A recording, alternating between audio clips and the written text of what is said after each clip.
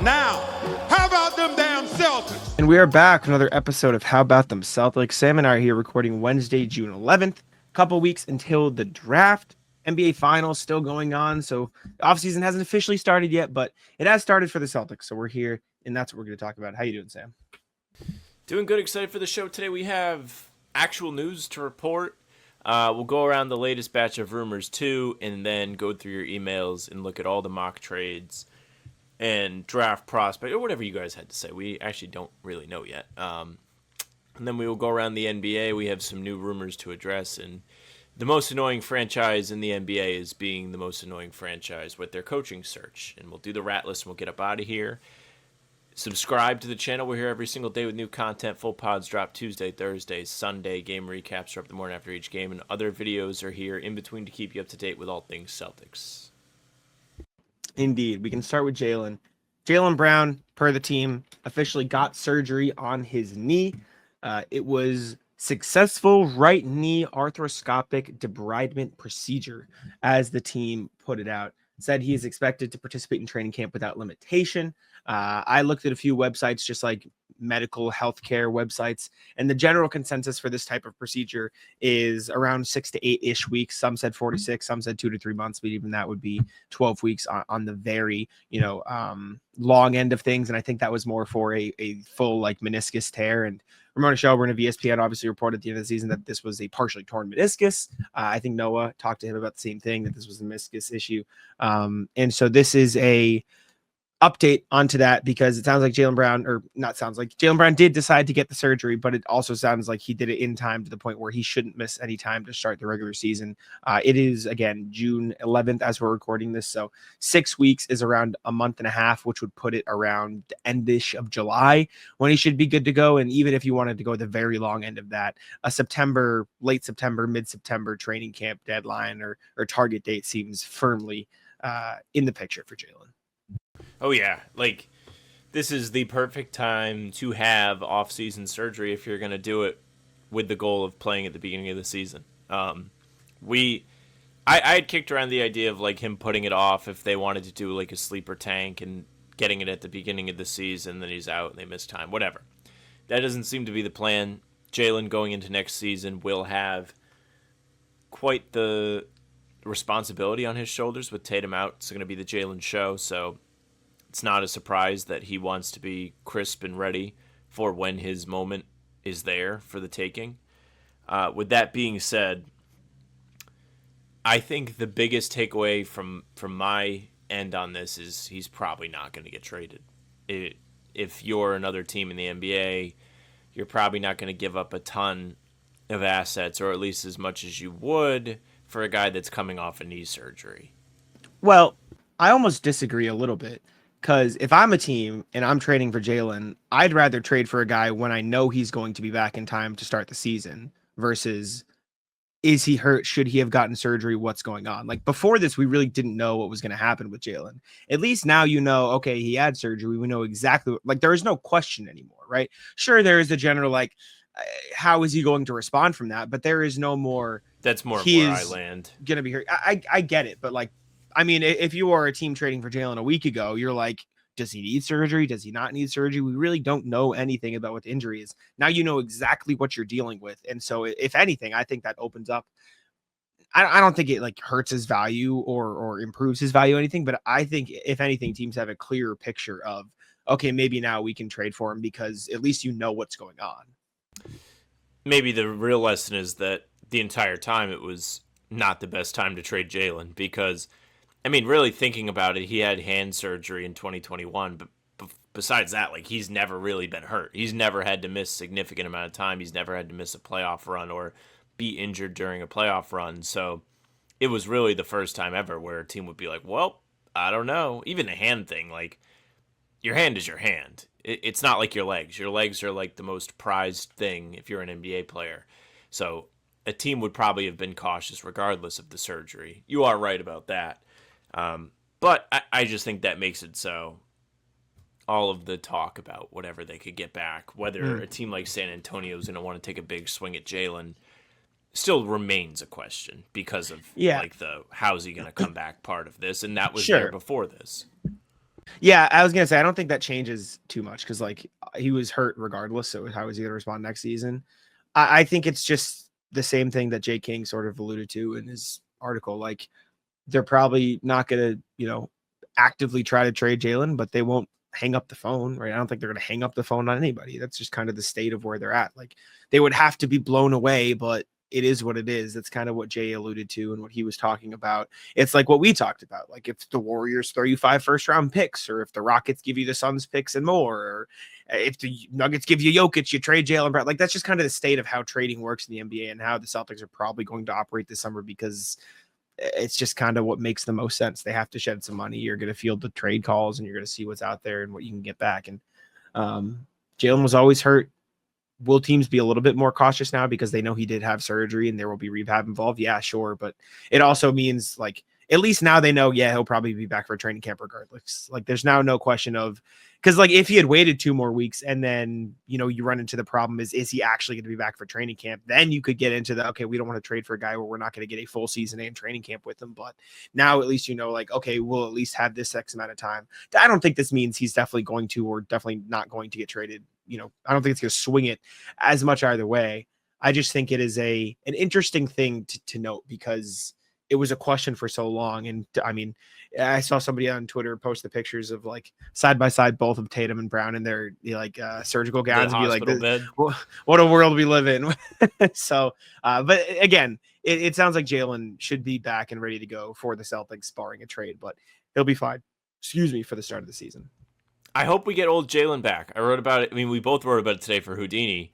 And in mine, I was just talking about the playoff run a little bit and how obvious it was that he wasn't Jaylen. Like, he was surprisingly effective, especially when it was all up to him to do everything. Like, Game 2 against Orlando has this 36-point outburst, really does a good job of leading the charge. And then the Game 5 after Tatum pops his Achilles, it's a similar story. He has almost a triple-double. He has 12 assists, 26 points. He was just a man on a mission that day. And he's doing this all on a bum knee with a partial meniscus tear. Last year, Jaylen was doing super cool dunks, dunking on guys. His whole play style was completely different, and that was part of the narrative at the end of the season with him, where there were a large conglomerate of people, including myself at times, that felt like he was only suiting up at the end of the year to try and get all-NBA eligibility.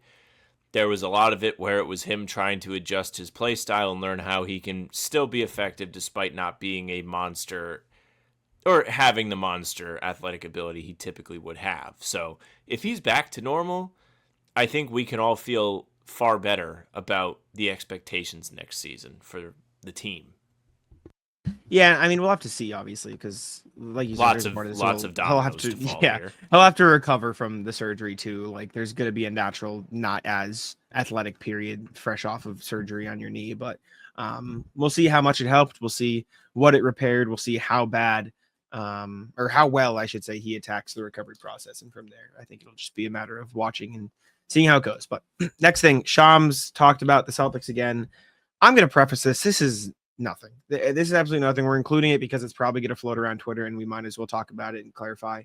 Shams went on to Pat McAfee show and said the Boston Celtics would, quote, prefer not to move Jaylen Brown or Derek White this offseason, despite, quote, big offers from other teams. The primary focus, my understanding, with the Celtics has been Jrue Holiday, Kristaps, and Hauser, their trade markets. Now our team's going to make big offers and calling about Jaylen and Derek White 100%. The Celtics prefer not to trade them, from my understanding.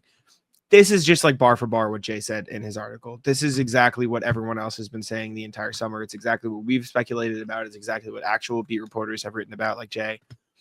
It's nothing. This is nothing. Like, historically, I've talked about this before. It feels like Shams doesn't really ever report anything on the Celtics. Like, he just kind of says stuff, right? Like, nobody outside of the actual beat reports anything on the Celtics because they keep, it in-house. They keep a tight ship. But some organizations are like that, and it is what it is. Has Shams heard some stuff? Probably, but like, this isn't actual news. This is just, obviously, dude. Yeah, this is the same thing he keeps saying every time he talks to Pat McAfee. So, and he's asked. In his defense, he's asked. So no, he is say something, but that's what I mean. Like, every time he goes on this show, I'm pretty sure there's a guy on the show that's a Celtics fan, so they always ask about the Celtics, and he tells them the same update. What I will say about this is, again, this is nothing new today. Jack is correct. But somebody like Shams can still have information about the Celtics situation without being tied into the organization, because trades are a two-party thing. He can hear what other teams are hearing, how the trade negotiations have felt on their side, if they have inquired, things of that nature. So it shouldn't be completely discounted, but this stuff here is nothing new. The only thing I think is somewhat noteworthy is Hauser being included this time. Like, I feel like the last time he went on the show, he didn't really say anything about Hauser. We heard about Hauser, I think it was from Steiner Fisher on the Steinline newsletter. Hauser's name is starting to pop up more and more frequently over the last week or so. So maybe that is the goal immediately, is to get off that $10 million quickly and then maybe make the salary shedding less daunting. But even then, like, that is me trying to put pieces together. Is nothing. I mean, the only possible thing I think you could maybe pull from the Shams tweet is, despite them getting big offers, like, that tells you teams are probably calling about Derek White and Jaylen Brown. That's it. Like, that is the only potential maybe piece of new information you could cling on to if you're looking for something in this little news dump Shams did on Pat McAfee. Like, but again, like, duh. Yeah, no shit. Teams are going to call that Derek White and Jaylen Brown. Like, they're an all-star and a fringe all-star. You probably have the best role player in the NBA and a shot creator when you don't really have that type of player available on the trade market often. Of course, teams are going to show a little bit of interest.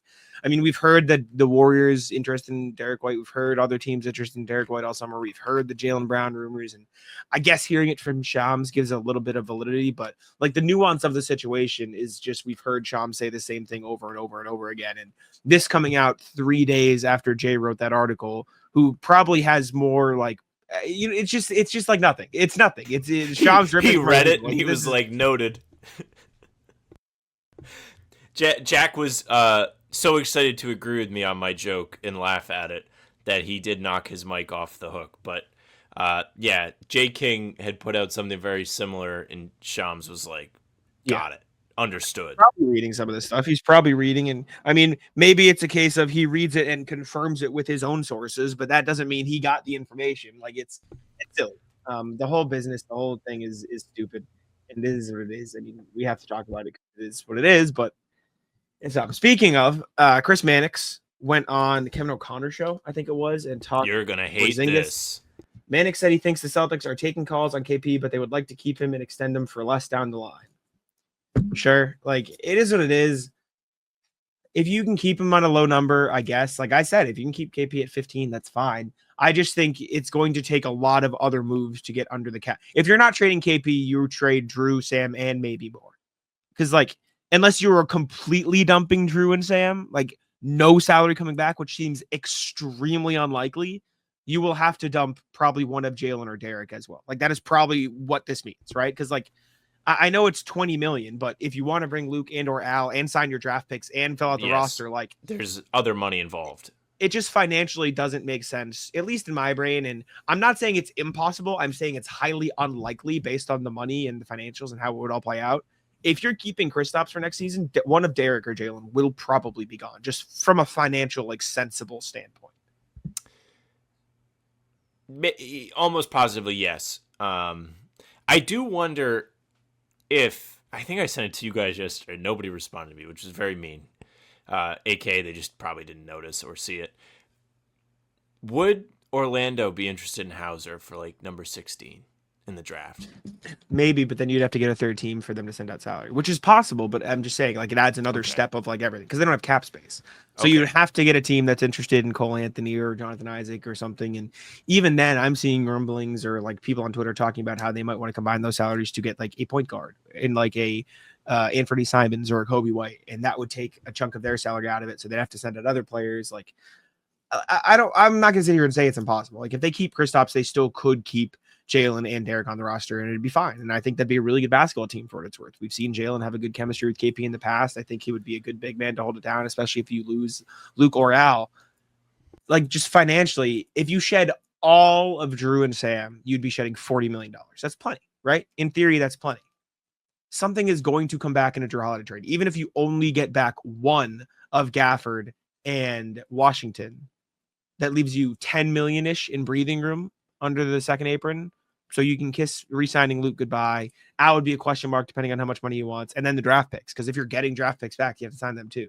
It just gets really tricky if you don't trade two of the big salaries. Not impossible. And Brad's very good at his job. Don't get me wrong. Just very hard.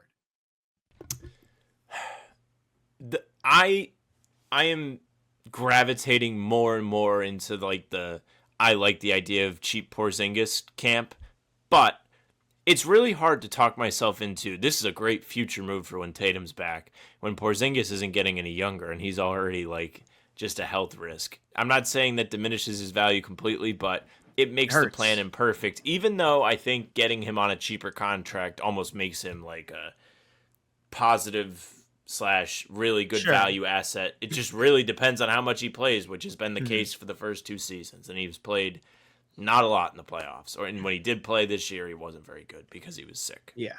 Listen, I think Kristaps can still be a very, very good NBA player. Don't get me wrong. Like, I think here is obvious value there.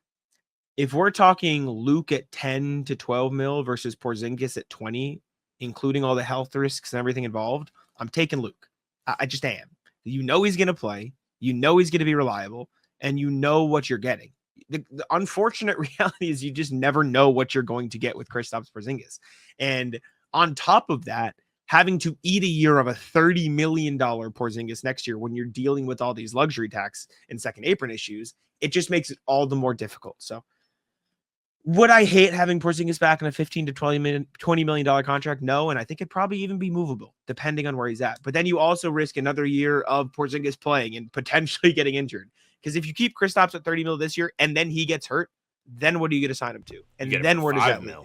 Yeah, but then if like that 5 or 10 or whatever, then he could get hurt again. And it just, you run it. It's a cycle, man. And again, Brad grateful Stevens actually for rooting for Kristaps done, injuries. but Kristaps has been great during his Celtics career, and he helped him win a title, and it was an unfortunate ending because he very clearly was sick.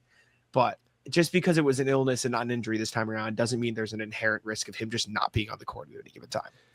I think this spring is like one of the most just confusing, bewildering instances because in the weeks coming off of his illness, he was unbelievable. And then he has like a week off before the playoffs start, and all of a sudden he's sick again.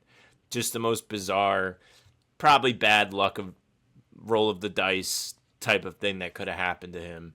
Because truthfully, if you got Porzingis that you got for late March, early April, you probably at least make the conference finals. If he's able to give you anything.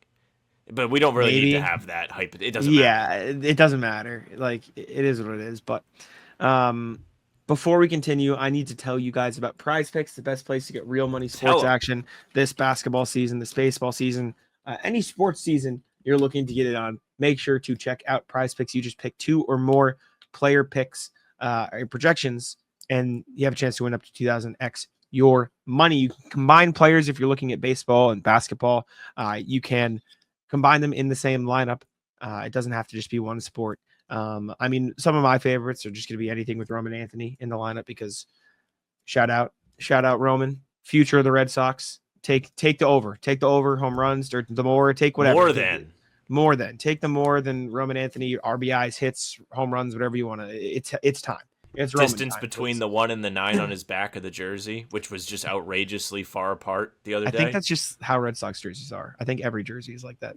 Oh, Especially so. We're gonna note it. We're gonna monitor it. All right, but PrizePicks, we do it every single pregame show during the season, so make sure to check it out. Download the app today and use code CLNS to get $50 instantly after you play your first $5 lineup. That's code CLNS to get $50 instantly after you play your first $5 lineup. PrizePicks, run your game. I think the issue with the Roman Anthony jersey is because it's a 1, so there's no like.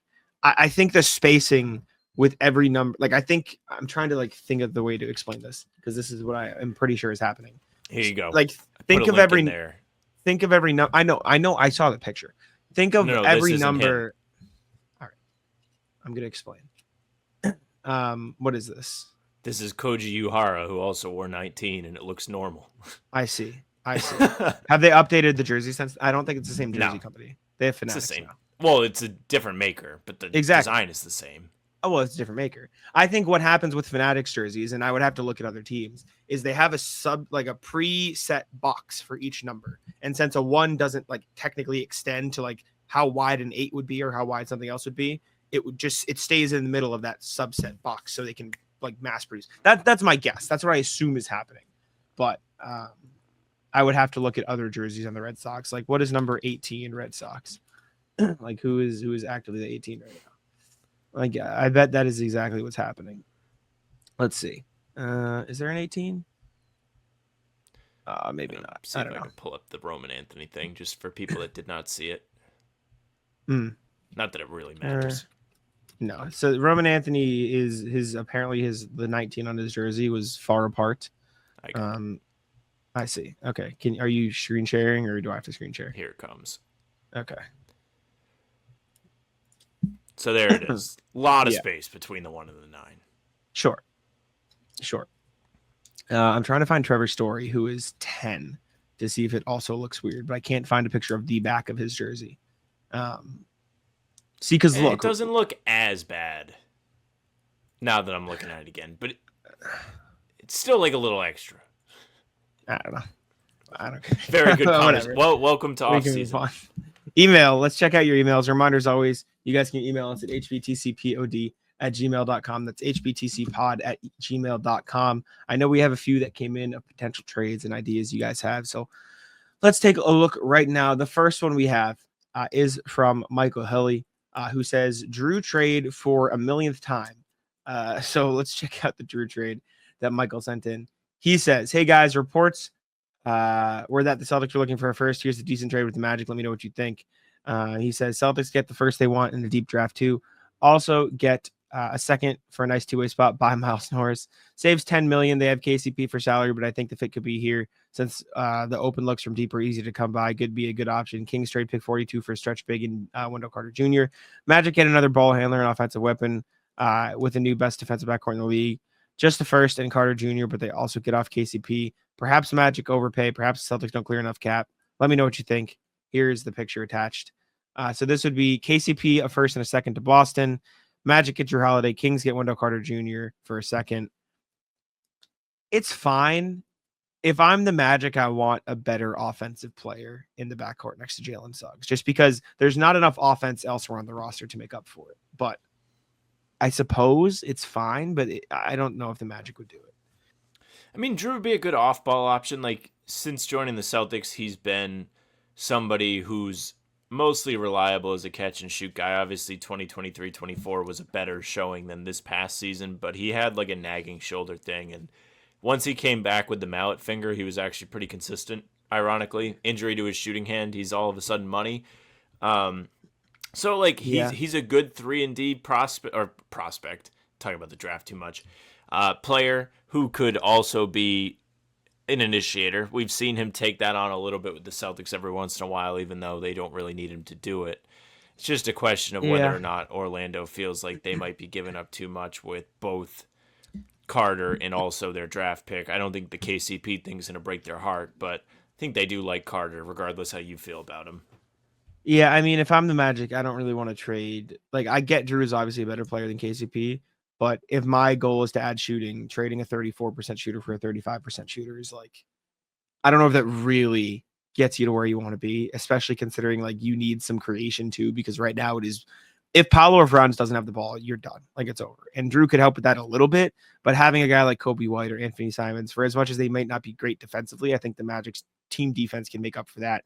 And the plus you gain on offense is greater. So I just think the Magic might look elsewhere for their second guard, especially considering this would be a lot of the salary they would use to trade another deal. But I don't hate it. It's not awful. It's not impossible.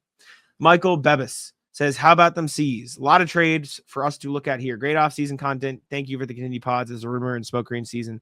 We've heard different things over the past few weeks, and I've sent some ideas. My personal prediction is that we trade Drew and Sam in simple trades.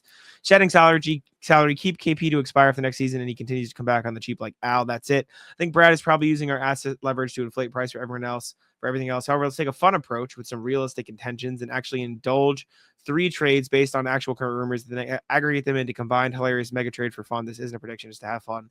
Please share what you personally like within the same framework. Let's add picks in later and not over focus on them. Here is framework. To Giannis, I sent you guys last week. Bucks get back an entire team. Again, like saying we'll add the picks in later and not over focus on them. That is like, that's the Nets taking, so the trade for the audio listeners is Giannis to the Celtics, Dame to the Nets, Jalen, Kristaps, Claxton, and Cam Johnson to the Bucks. I just don't think there's a world where the Nets or the Bucks do this trade. Yeah, the problem is both of them require draft cap. I mean, maybe you could talk the Bucks into like they're getting a good amount of talent back to where they can stay afloat, but the point remains the same, that they need some way to usher in a new era of young talent eventually, especially with the CBA. They can't afford to just keep paying. And Giannis is almost, and Giannis is by far their best avenue to do so. And so throwing that away, and not throwing it away because you get okay players back, but like not getting significant picks in the Giannis trade would be a fumble. And Milwaukee would need picks because this Dame contract is essentially a death sentence. Yes. What did I say? Milwaukee. Oh, silly me. The Nets, yes. Yeah, they would need multiple first-round picks. I mean, honestly, if this is a hypothetical world where Dame did not tear his Achilles, I think it still stays the same, where they need a bunch of draft picks to take him back. I agree. Yeah. Anyways, we'll keep going. If I'm John Horst, I have 5 packages from different teams around the league to choose from. Why choose just one when I can have 2 of the 5? The Bucks can flip Jaylen to San Antonio for a monster package, but maybe Brad doesn't want Jaylen bouncing around like trade trash and wants him to land where he's good. So in this trade, the Spurs would trade Devin Vassell, Harrison Barnes, Jeremy Sohan, number 2, number 14, and 2 future firsts for Jaylen. 2 things. If I'm the Celtics, I just take this return over Giannis. And 2, I don't think there's any world where the Spurs give up this much for Jaylen. Yeah, this is probably more what the Giannis trade would look like. Exactly, yeah. And also, if I'm the Spurs, I would rather just get Giannis than Jaylen. Correct. But if I'm the Celtics, I'd take this over Giannis. I think Giannis is great, but I think this sets you up for the future. Not to ruin the NBA section, but Giannis, for the time being, doesn't sound like he would like to leave Milwaukee. So if he's not available, maybe this is a pivot for the Spurs. But that is really the only way. There's no way that they would be like, yes, we want Jaylen Brown over Giannis, and we're going to give you all the same stuff, and it's going to be 100% worth it for all of us, I think. But no, I mean, this is a fine hypothetical in a world that Giannis doesn't exist, which could be a real world. Exactly.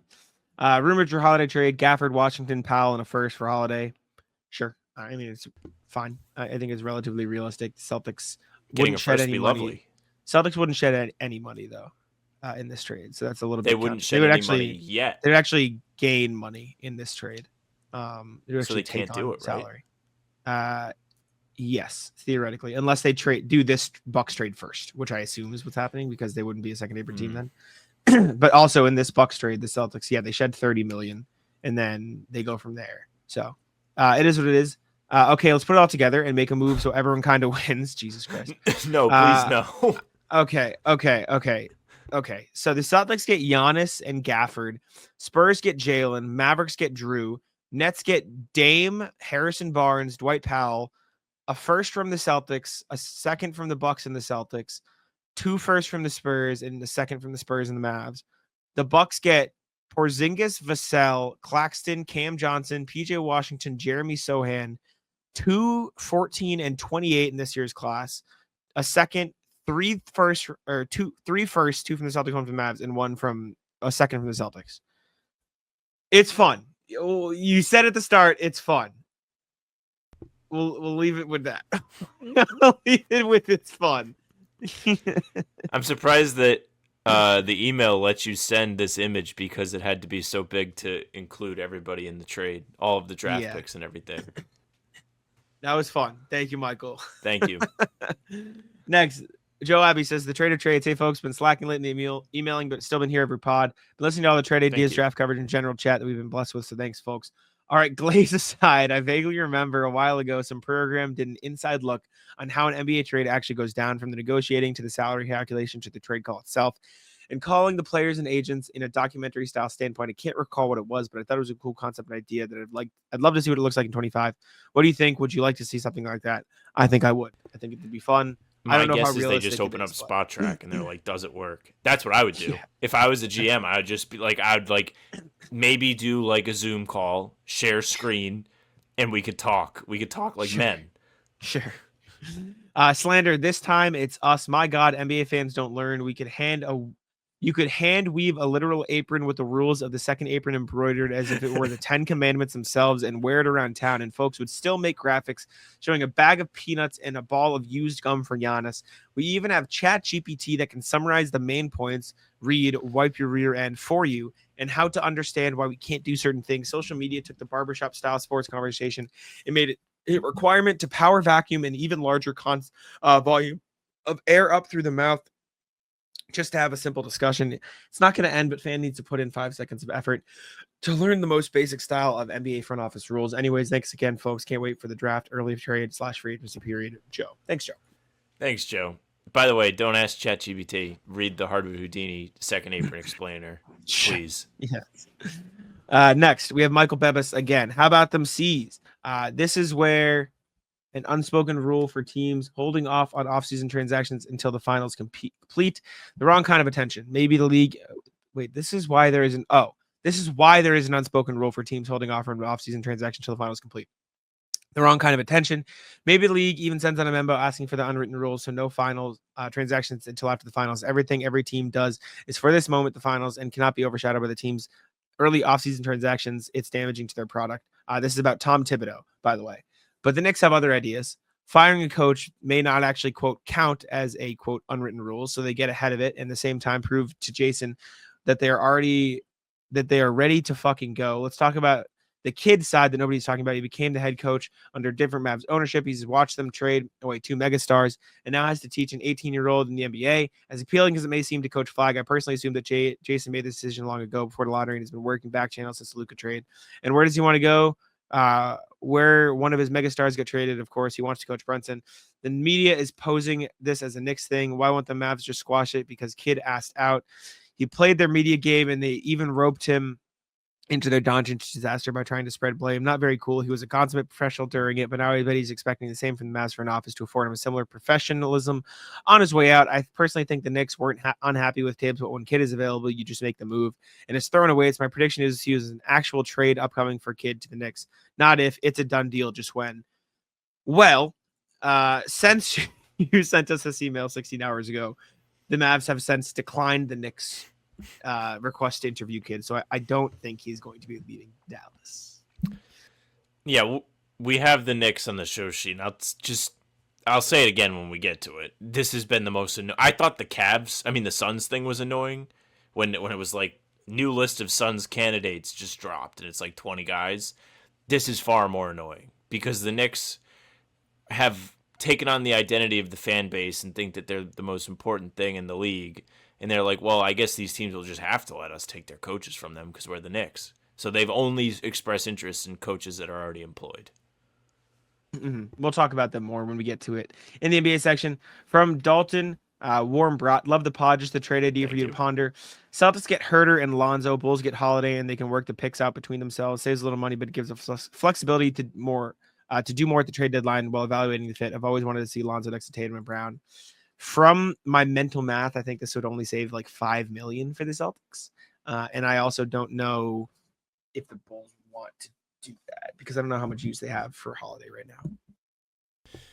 Yeah, I mean, nobody knows what the Bulls are up to still. Yeah, but at the very least, they have Giddey, Tsumu, Kobe White right now. So like they've kind of picked a lane, but there's still no like clear indication. The lottery wasn't really kind enough to them to where they could feel strongly about committing to the youth movement. With that being said, the Lonzo thing was a lot more appealing before he had that weird knee thing that they had to give him a brand new knee. And we talked a little bit about it on the most recent pod on Monday. He played in 30-something games this year, shot below 40% from the field, below 35 from three, like really wasn't that impressive. I would need to see more of a recovery from him before I'd be thrilled about getting him back in a trade. Because as of right now, as much as it felt like a W contract when it was signed, the Lonzo deal is no longer that great. It's a negative asset, and we'd probably be talking about it in a similar light to the Porzingis thing, where it's like, it's cool in theory, but the guy really isn't able to play. Well, he got another contract since then. He's not on the same contract. He's not on 20 mil? How much is he making? No, he makes 10 mil for the next 2 years. Oh, that's not as bad. My mistake. He makes 10 mil for the next 2 years, but Herter is under contract next season for 18 million. So yeah, that's that's where you'd get killed. But it is expiring. It just wouldn't really help solve the immediate problem of cap space. Last email we have for today. This is Sam's recovery email, which I'll now have to blur because I didn't know it was there. I will make sure that it's not in the show. I don't know why the hell it did that. I apologize. No problem. Okay. So we'll move to the NBA here. If there's anything particularly interesting or insane that happens in the finals, we'll be back to talk about it. If not, we'll talk about it in the next pod, just so I'm not editing till 1 a.m. I've been trying to keep a normal sleep schedule, and I would hopefully abide by that. But if there's like a crazy ending or a really good game, we'll come back. All right, we're here after game 3 of the NBA Finals. Pacers get a 9-point win, 116-107, the final score. OKC was up for a little while. Pacers bounced all the way back. Halliburton, Mathurin, TJ McConnell. Great win for the Pacers. Maybe their most impressive win of the playoffs. This is a phenomenal Thunder team, and they just beat them. There was no magic. There was no like miracle comeback. They just were the better basketball team. They turned them over, I think, almost 20 times in this game, and the Pacers didn't have a lot of turnovers. This was an incredible performance by Indiana, who is now 2 wins away from a championship. Really fun game, wire to wire. OKC was threatening early, what were they up 9 points in the first half, and it was just like, oh, here we go again. Looks like it's going to be a non-competitive game. You're starting to have the thoughts creep in. Maybe game 1 was a fluke. And then he arrives. TJ McConnell comes in, flips the game on its head. He had 5 steals in this game, and he stole the ball 5 times the same way by somehow getting them to throw him the ball in the inbounds pass. Don't know how he did it. Good job, TJ McConnell. He was a tremendous energy boost in this game. He was a third highest plus 12 on the night. And it really felt like he was the one that flipped the game on its head. There were plenty of guys on this Pacers team that had moments, obviously. But he was like the first domino to fall. Ben Mathurin off the bench, 27 points. What a night. Efficient night, 9 of 12. Obi Toppin, loud dunk, super cool dunk. Finally dunked the ball. Loved it. Good for them. And also Chet, another rough Chet game. Yeah, I mean, ridiculous, right? Like, TJ McConnell, there was one point, like, obviously he had the couple ones earlier in the game where he stole the ball from, like, Shea, like, grabbed it from him on the inbounds pass. He had the one where he, like, jumped the passing lane. But the one he had I think it was the fourth quarter, just, like, Alex Caruso, like, passed the ball in, and he was, like, Randy fucking Moss and jumped up and just, like, it looked like Alex Caruso couldn't fathom the idea that TJ McConnell could close his arms above his head fast enough to stop the pass, and TJ McConnell just grabbed it, just grabbed the ball and stole the ball and got a layup. And I mean, it was ridiculous. What an insane game! What an insane win for the Pacers. How about Ben Mathurin too, man? Oh my God, he could not miss. And listen, like, this guy was a 6th overall pick for a reason. Like, he's very clearly a talented player. Hasn't been super healthy to start his NBA career. People forget he averaged 17 points his first NBA season as a rookie. He averaged 16 in the regular season. Like, he is a very good scorer. That is what he does. He was unconscious. He was 9 of 12 from the field, and he started like 8 of 9, 2 of 3 from 3, got to the free throw. This guy, for like stretches of this playoffs, this guy's whole bit, and I mean, he's really good at it, is just get to the free throw line. That's all. Yeah. That's all you do. And he is just phenomenal getting to the free throw line. And in this one, he added shot making and shot creation and playmaking, or I mean, not even like assist playmaking, but just creating stuff for the Pacers. What a game. I mean, they need it. If you want to win playoff games, you need performances like that. He fucking gave him one, man. I think if you're the Pacers, you almost need these bench. And I wouldn't say anomaly is the fair way to describe them, but like the 10 from TJ, the 8 from Obi, because you can't really rely on Andrew Nembhard to have to hold a lot of the offensive burden when he is busting his ass trying to chase Shea around and doing a really good job at it, by the way. He's done a great job. I mean, they're throwing series. everybody at that dude. It's not just like they're just anybody who has a fucking heartbeat is going to guard Shea. Obi for 5 Toppin minutes ran over there and fouled him in a double team at the end of the dude, game. Obi Toppin's going to guard him. Ben Shepherd's going to guard him. Aaron Neesmith's going to guard him. Nembhard's going to guard him. Fucking Tyrese Halliburton's going to swarm him with these ridiculous jump first, block later, shot blocks on the drives. Ridiculous. For how also Halliburton credit, 22 points, 9 rebounds, 11 assists. He's going to win Finals MVP if they win the series. He's been unbelievable despite the fact that he's not scoring 30 tonight. Incredible defense on top of it. Like, he is playing unbelievable defense in this series, whether it be on Shea or anybody else. He's jumping passing lanes. He's getting insane blocks. He's stealing. He is staying strong. Like, he's been, I mean, Tyrese Halliburton is, we're going to have some really crazy conversations if they win this fucking finals. Like, he's been that good. He's been the pulse of the Pacers team. I mean, there were moments in the Knicks series where he would come out of the game and it just felt like he took their soul away. They couldn't get shots the same way. Things stalled offensively for a team that is identifying themselves by their offense and the pace they play with, which they did today again. There were several instances where OKC would get a big basket, and then all of a sudden Pascal Siakam is shooting a layup on the other end because they just hucked the ball down the court and beat everybody down. It is the most basic shit that Indiana does to get an edge that will just make you smile and shake your head. Like the McConnell steals, just beating guys down the floor and getting easy baskets when you, like, not only like getting easy baskets, but like getting them in key spots where there have been so many teams, including Boston, that have gotten in those 10 spots and they have to settle for difficult looks or create difficult looks because that's the nature of the playoffs. It's just not easy to get good ones. And Indy's found a loophole by just being like, yeah, we're actually just going to go really fast. I mean, Pascal Siakam he's got two tools. He's got two moves. It is sprint really fast to get a layup or turn around mid-range. That's it. That's all he's got. That's the whole bag, and it fucking works. I don't know how it works. I don't know why it works, but it's insane. All those spin memes to start his career are paying off because it's all spins. He's spinning in transition like a fucking dreidel, or he's spinning in the post and getting a turnaround. He's awesome. Miles Turner was really bad for a lot of this game and then had the biggest defensive possession of the night in the last 2 minutes. Obi Toppin had a fucking trampoline dunk slam you do in your front yard as a putback in the fourth quarter. On the 8-foot hoop? Yeah, just insane. What a ridiculous game. What an insane win for this Pacers team.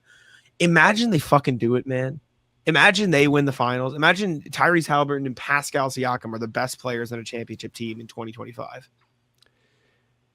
I'm doing a lot of imagining, but obviously it's in a Celtics-centric way where I'm like, can you imagine if the Celtics went down 2-0 last year? Like, as heavy favorites in the finals where it felt like a foregone conclusion that they were going to win the championship, as it has for Oklahoma City. People compared last year's Mavs to this year's Pacers. I couldn't disagree more.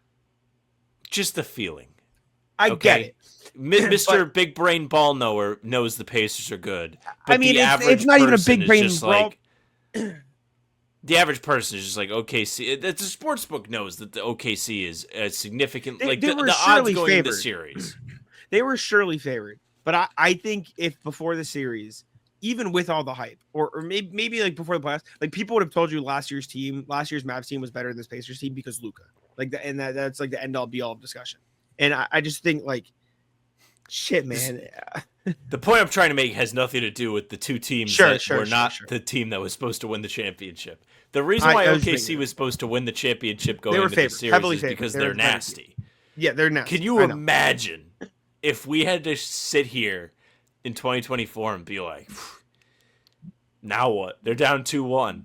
Well, the did. Discourse on national TV? No, we did that. Celtic. I know, we did it last month.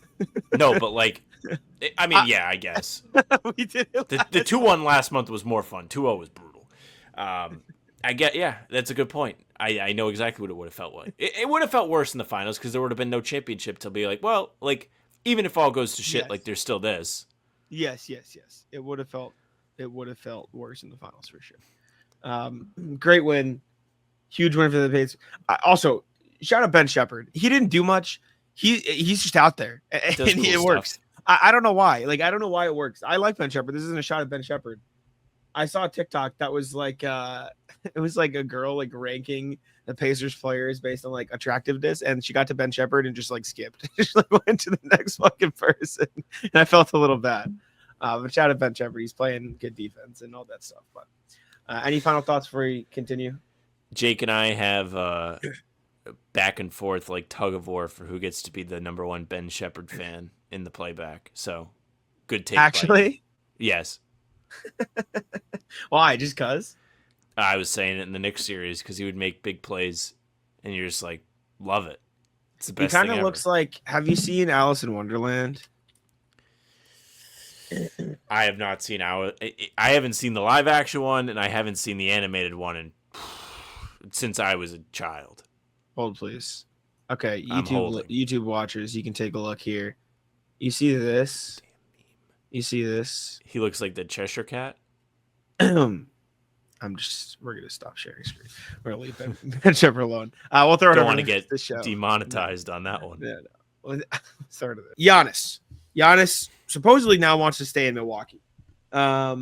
This is from a random video of him in Brazil, and he said something along the lines of like, "I hope to be back with the Bucks soon, or back in the finals with the Bucks soon."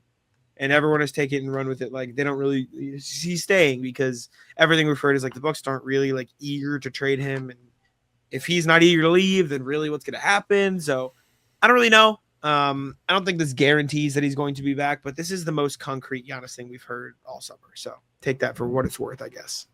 Yep, straight from the horse's mouth. My favorite part about this is so the Brazilian outlet like found him. He's I think vacationing down there or something. He's in Brazil. He was in Rio. He took a picture with the big statue, and the Bucks posted it. But as we talked about a little earlier, Shams went on the Pat McAfee show today and kind of reopened the door for any kind of like, oh, maybe Giannis will go here, whatever. And then Giannis goes on Twitter and is like, anybody else miss Woj? Shout out Giannis, man. My goat. He's sick, man. He's the closest thing to KD we have in this post KD since KD. Him and Embiid. Prime Embiid was great. Just Twitter. About like trolling. Yeah, just fucking around. KD's been. I know you haven't. Been I know KD's been hot. He's been hot.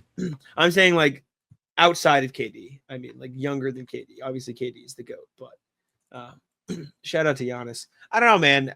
There is a certain appeal to staying in Milwaukee and just figuring it out because it's in the Eastern Conference. You have your own team. Clearly, you have the appeal of being a Buck for your whole career. That roster just looks like a disaster right now. Like it's so bad. Like there's nobody else around Giannis, especially with the Dame injury. Like what? It's gonna be Bobby Portis, Kyle Kuzma, and Giannis next season. That's gross. It's really bad. There was a new Fisher piece that came out today too that talked a little bit about the futures of like the rest of the guys on the Bucks.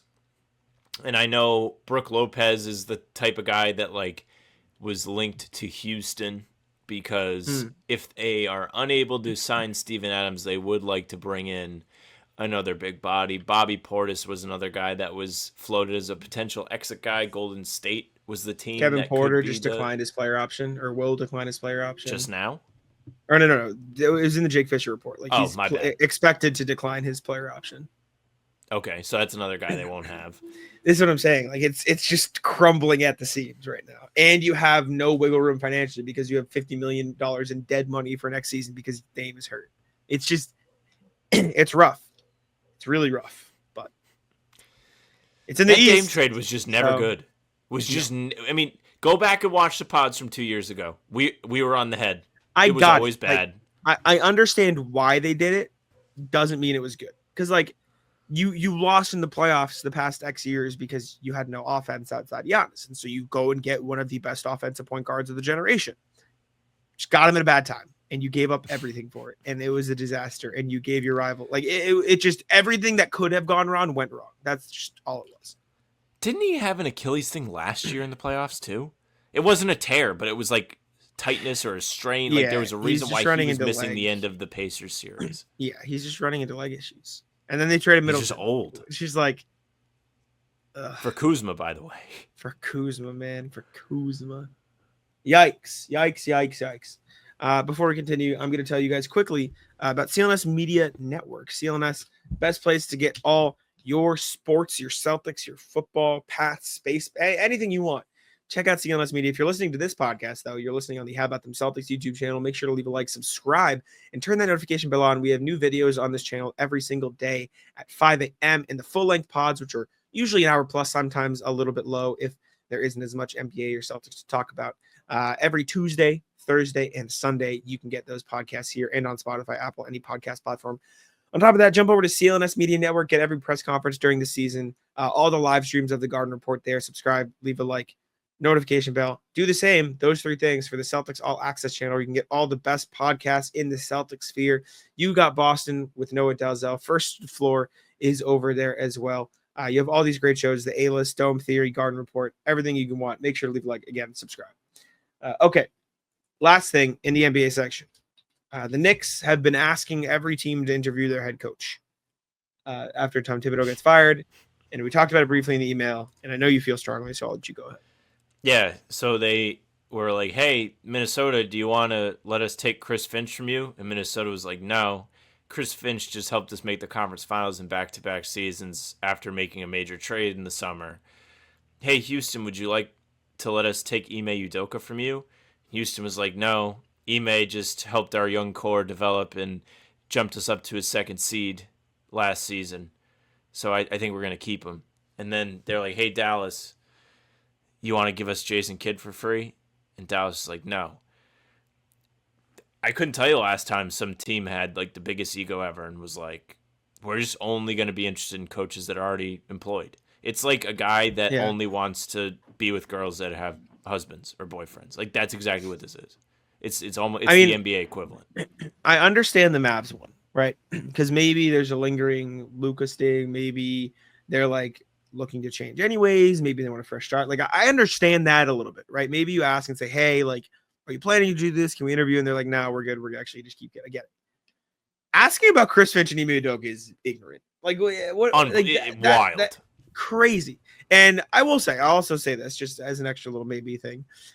Could this be just the Knicks are such a big market that this is getting reported and, you know, the Hornets or other teams have asked in the past? Maybe, right? Because Shams isn't going to report if the Hornets asked to interview some of these coaches because who fucking cares? People care if it's the Knicks. And so that's going to be the report. So is there a chance that other teams have done this in the past? Absolutely. That doesn't change the fact that it's ridiculous. And Shams reporting this makes it look so stupid. It makes the Knicks look so stupid. And what's even worse on top of this is there are like really good head coaching options available on the open market right now. And again, is it possible that the Knicks have already reached out to those people and that's just not getting reported right now? Yeah. But like Mike Malone, Taylor Jenkins, like there are damn good head coaches available in the open market. This is silly. It's just very silly. It's hilarious. And also, if you're going to ask about someone, the coaches is so on the nose. Go ahead. No, what were you going to say? Oh yeah, the other coach being available. Yeah. And the other thing is, if you're going to ask about a head coach, ask about like somebody in the shit. Like ask him like about, oh, is Nick Nurse available because you were just bad? Do you want to change? Like, is that available? Ask about Jason Kidd. Like, is he available because there's a mess going on? Ask about Chauncey Billups. That like, don't ask about 2 really good playoff teams with bright futures. Like, Kidd, I can understand a little bit. Exactly. At least there's some logical pathway you can follow to get you there. I mean, the email we got was a great layout of like why it would make sense. He's pissed off about Luka. It's not really what he signed up for. Blah blah blah blah blah. Houston, you want to give us Ime? Timberwolves, you want to give us Chris Finch? Sure. It would be really funny if Charlotte was doing all this stuff and nobody cared. They're just like, teams are telling Shams that the Hornets are trying to poach coaches, and he's like, whatever. Thanks for reaching out. We'll see if we run it. Yeah. I don't know, man. It is what it is. All I know is I'm getting far too many notifications about the fucking Knicks coaching search. I don't care. Sure. All right. Rat list. Go ahead. Rat list. I don't have anything fresh off the top of my head. You're gonna have to give me a minute if you have something. Wow. I don't have any like real rat list complaints.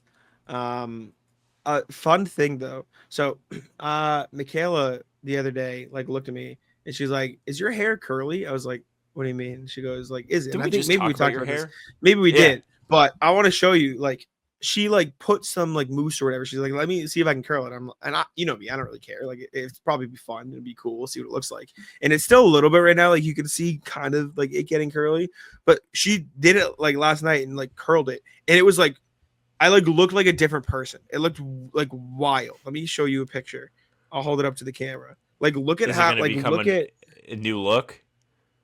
Oh, I see. Yeah, it's like weighted down almost. it's wild looking. Like, look at how like this is the top Are you of my wearing a head. haircut apron? Like the thing you would wear at like this barber No, shop that's or just salon? that's Oh, just a shirt. okay. That's just a shirt. And then like look at the top of my head, dude. Like, look at It's good to see there's it's no just holes. I know. I was staring. It was like it was weird to look at because it was such a different thing. But that's not really a rat list, but something fun, I suppose. Rat list is so I was playing basketball on Monday, and there's a guy that is at the runs. Like I actually don't know what his name is. He always has AirPods in, and he had a hoodie on and he had the hood up. He must have been on the phone with somebody because he was just talking, and I thought he was During talking runs. to me. Yeah, just during runs. He was like, it sounded like he was like talking about like shipments getting dropped off or something at like wherever he's working at, and I was like, "Are you talking to me?"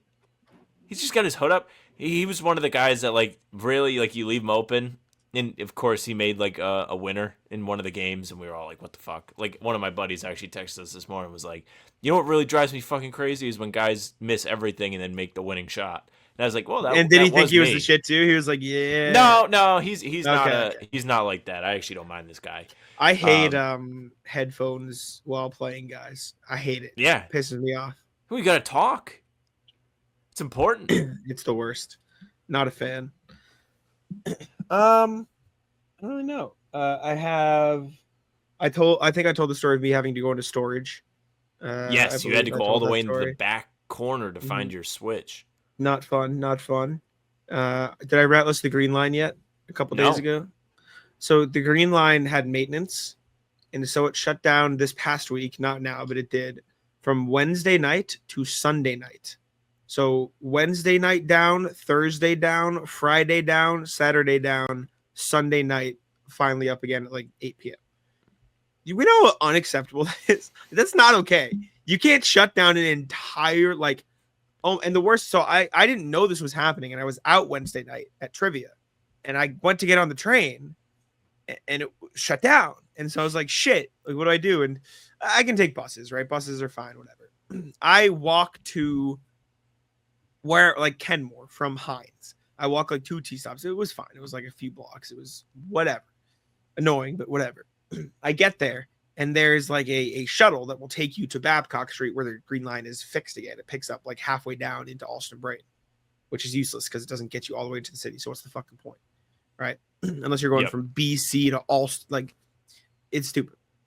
Just shut down the whole line. But I get there, shuttle bus. I'm like, there's no sign at the shuttle bus indicating when the next one is coming. There's nothing there that is like saying this is when the next bus is coming.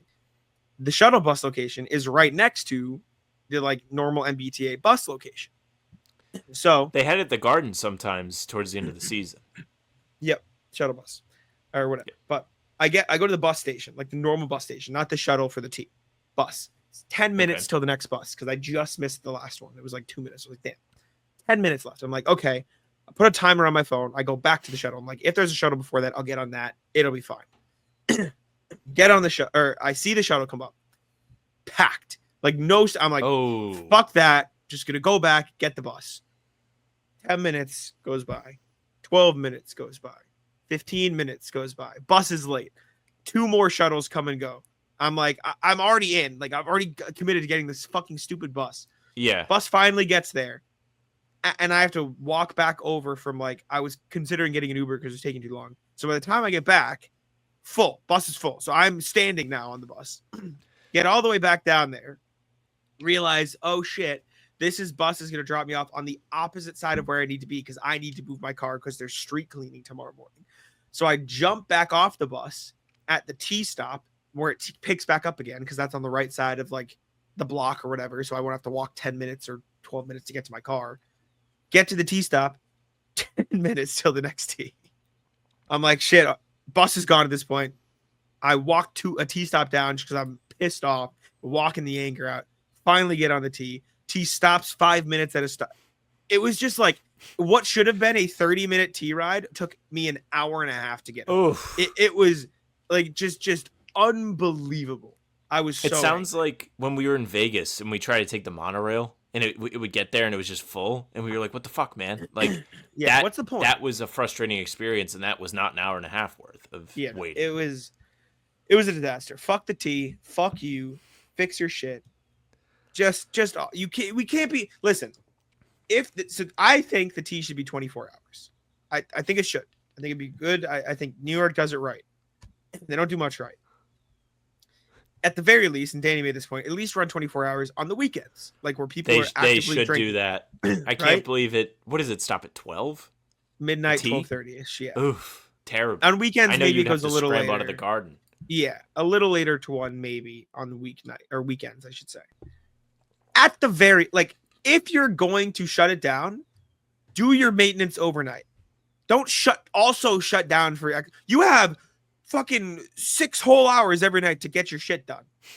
It's just unacceptable. It's just ridiculous. I actually did have a rat list today. I completely forgot about it. I did remember it.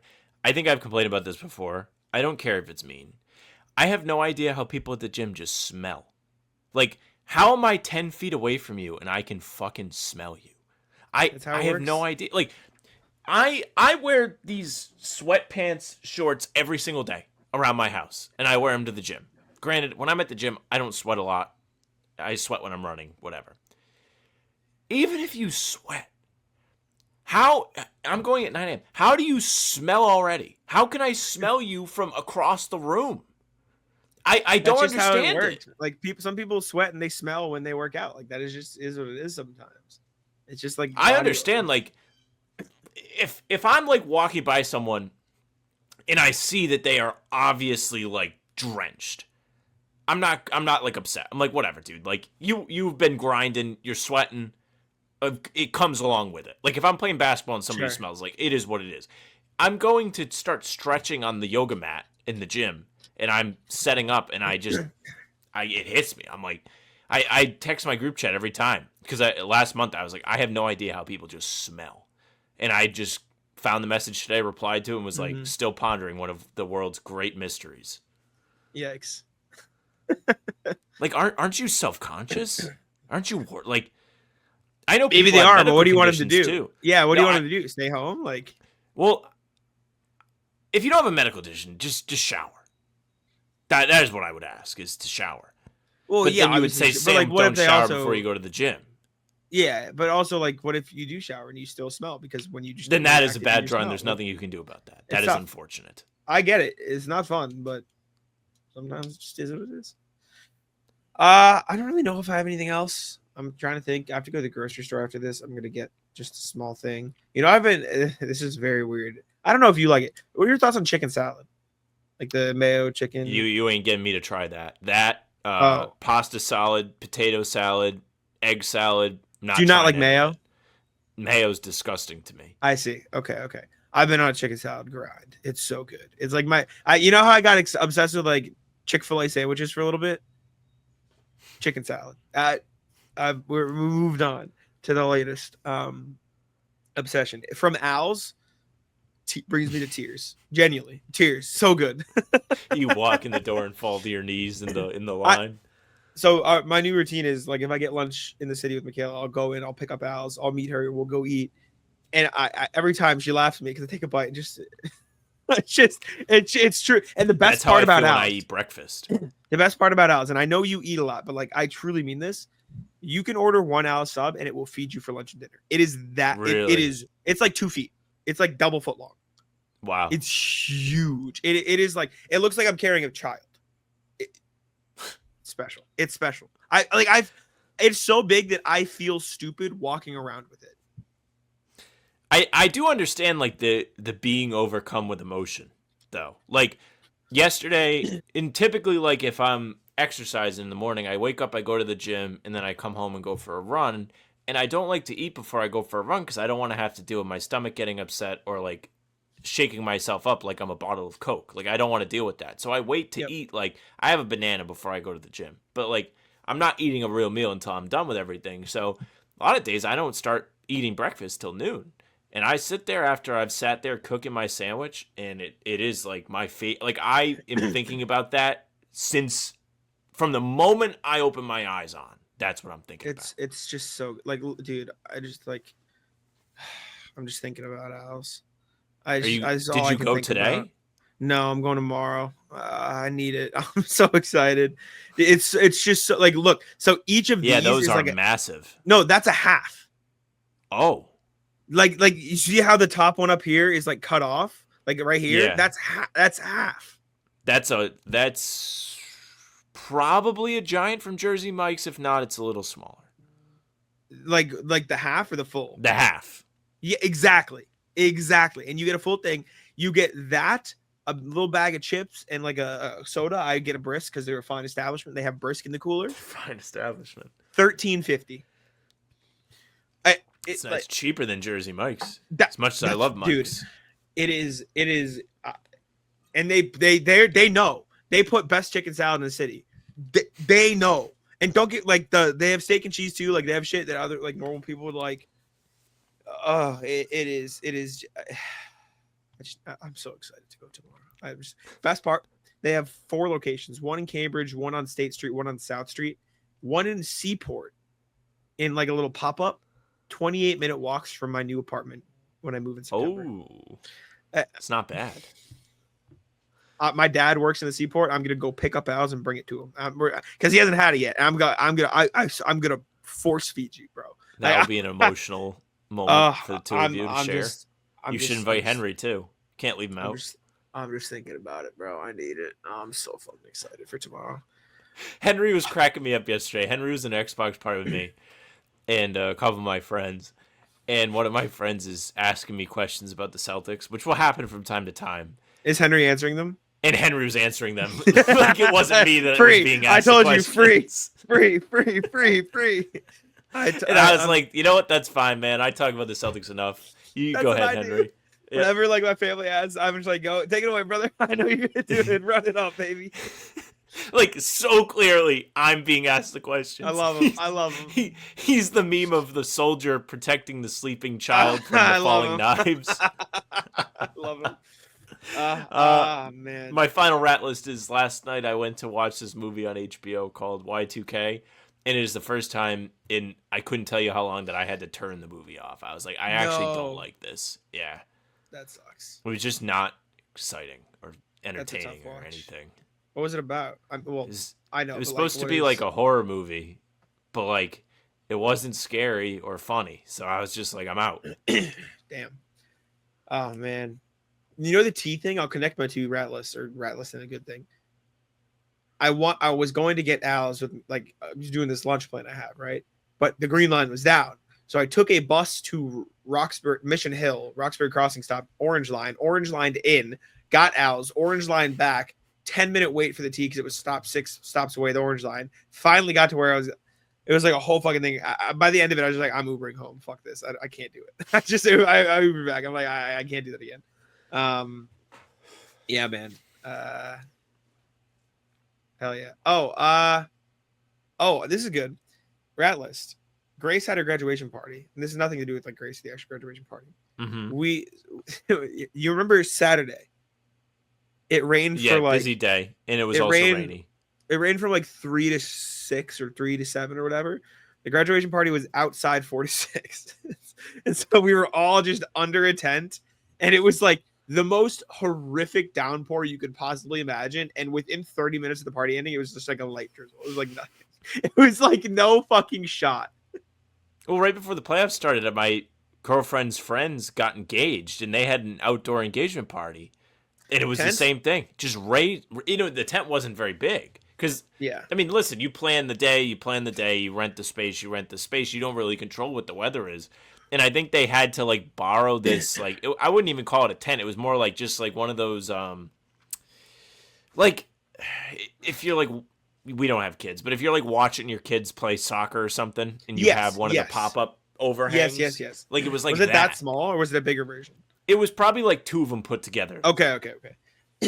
The worst part was it's a place called it was like a farm, but not really a farm. Like it was like a, I don't know. It was they had us walk across like the mud to a tent they set up specifically for us. Like walk by a tent that's like very connected to the building where there's like a clear path like under and you don't really have to go outside. We get all the way over there. Like my grandpa and his wife like walk through. We're like helping them get over like through the mud and this. Then the lady comes over to us and says, you can actually just use the other tent. And so we walk all the way fucking back to the other tent that we could have just avoided being in the rain at all.